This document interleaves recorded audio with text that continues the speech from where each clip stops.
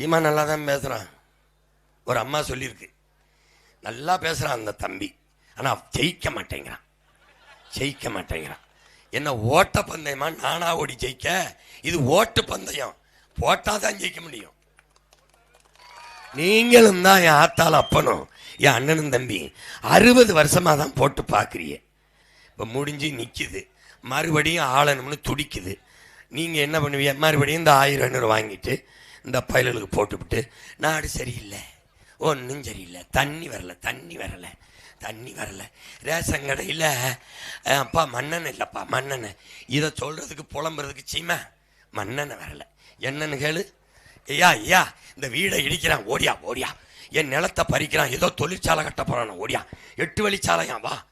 எல்லாத்துக்கும் சீமா வரணும். ஓட்டு அங்கே போட்டணும், என்னை தூக்கி ரோட்டில் போட்டணும். எத்தனை காலத்துக்கு படிப்புகிறது? ஒரு ஓட்டு கன்ஃபார்ம் ஆயிருக்குப்பா.